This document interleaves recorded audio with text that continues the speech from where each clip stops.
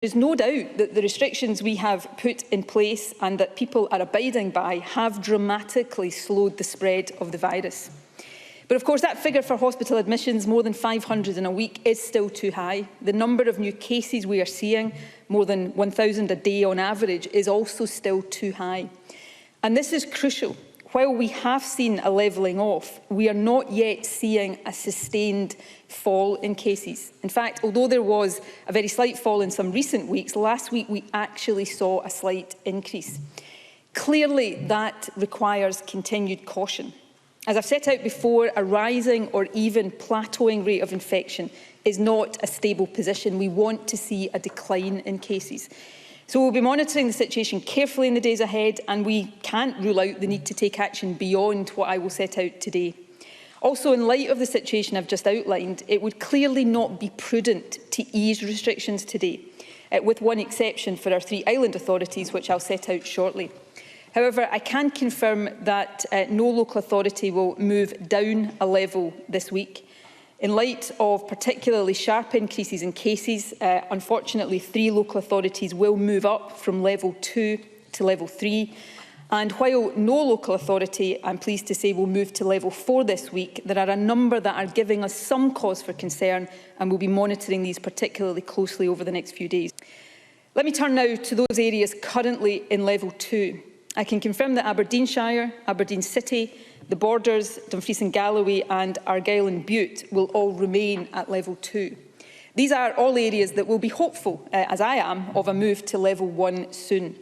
However, while there are some signs of stability and even improvement in most of them, there is not yet sufficient evidence of a sustained decline in the number of cases. Indeed, I have to point out that in the Borders and although to a lesser extent in Dumfries and Galloway, we have seen an increase in cases in the most recent data that we have available. For these reasons, we consider it sensible for these areas to remain in level 2 for now, but we do remain hopeful that some or all of them will be able to move to level 1 soon. The other areas currently in level 2 are Fife, Perth and Kinross and Angus.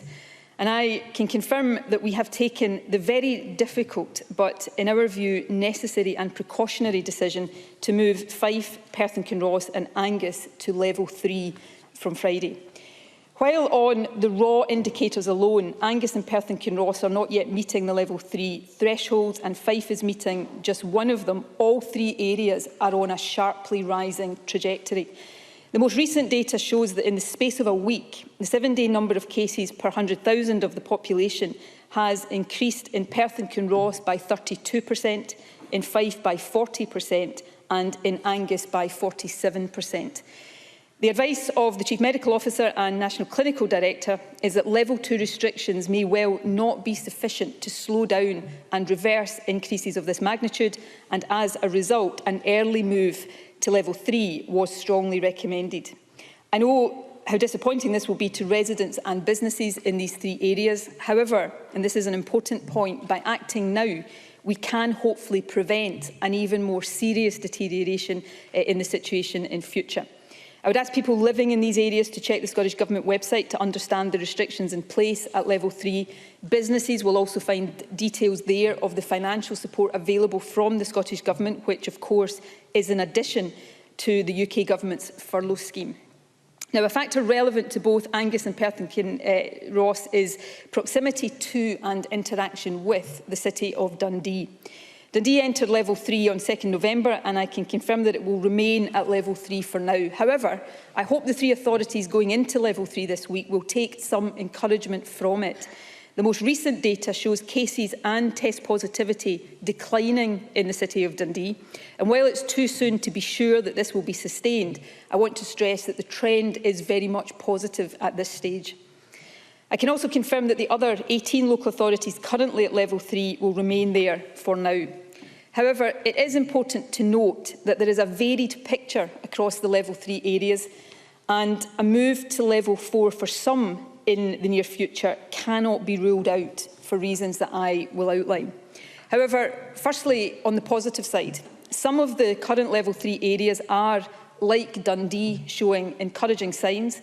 There is some volatility in the most recent data for some of these areas, but I would mention, with varying degrees of confidence, East Lothian, City of Edinburgh, Clackmannanshire, East Dunbartonshire, Falkirk, Midlothian, North Ayrshire and East Ayrshire. Obviously, we will monitor all of these areas carefully, but we hope that if people continue to abide by all of the restrictions, we will continue to see improvement, and some of these areas may be able to move out of level 3 relatively soon.